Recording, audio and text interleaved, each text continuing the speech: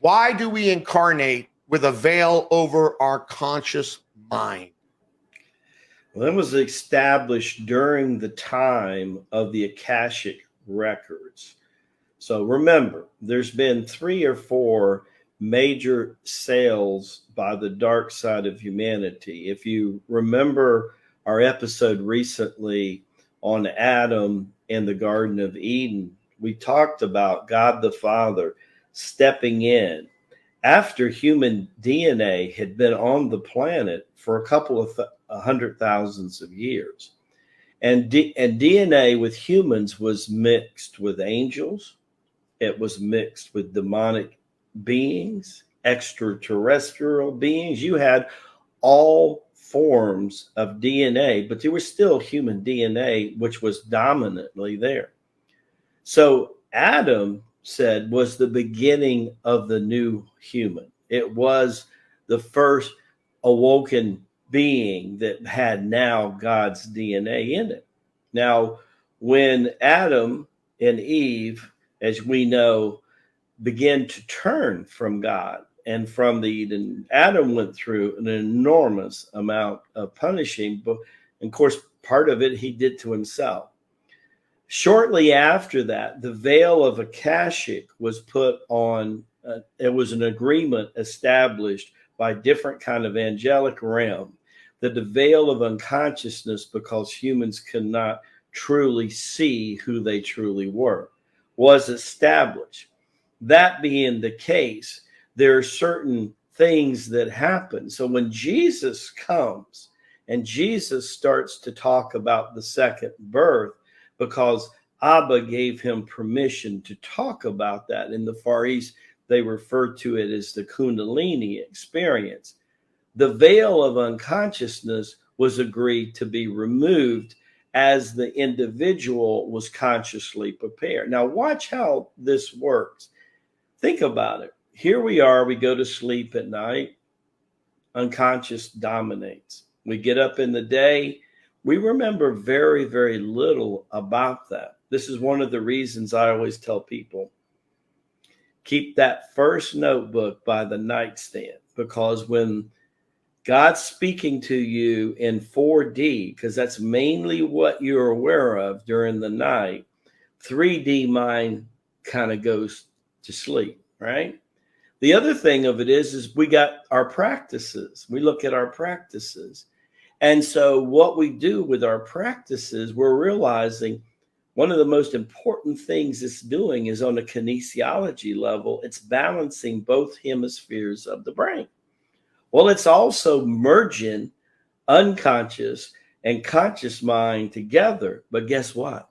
You're not asleep when you're doing your Tai Chi Gong practice. Aha. The third book I tell people to keep, if you're a person in your work or life that you're mobile during the week, even 2 or 3 days a week, even if you're riding with Uber or Lyft or whatever, take that third book with you. Why? We'll be out amongst shopping, seeing movies, or at the theater, live or movie theater, and all of a sudden we have one of those aha moments. Because as we're in our first few years of transformation, we have a tendency to still focus outside. And Tai Chi Gung's an inside game, but we're still peeling away the onion of sleepiness, right? All of a sudden, something projects on the screen of life, and you want to be able to come back to your car or your truck or your Uber driver, and you want to write that down. You want to bring this home. Then every 90 days, what do? You're seeing a book of life that you're writing together out of these 3 books, and the veil of unconsciousness is being lifted. And as you're practicing your exercises, you start to remember things that happened months ago. And lo and behold, you start remembering things that happened when you were a teenager. And you remember that first love and that first broken heart. You begin to recall this because the mind has an incredible ability to recall. And you can only do that by fusing the two hemispheres of the brains together. Guess what happens? You say, well, how far does memory go, Lama Rasaji? Well, if I remember back to conception or birth of this lifetime, what would you call any memory before that? Would you call it incarnation?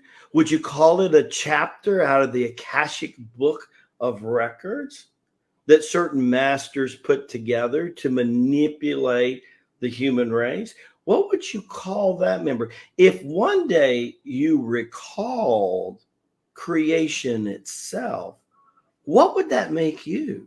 In scriptures, in holy scriptures, it says, we are the spirit of the truth. We can neither be created nor destroyed, for we were with him as we were born the spirit of the truth. And it says that his son, whatever you want to call the son, that incarnated 2,000 years ago, that the world today is still trying to figure out, he gave him the permission to tell us, you don't have to die to go to heaven. And even if you were to die, you could be resurrected. Well, what does resurrected mean? It means to bring forth. To bring forth what?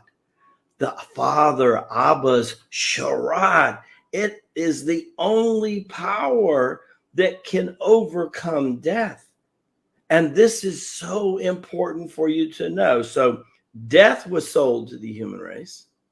Akashic records were sold to the human race. And Jimmy, the veil of unconsciousness was sold to the human race.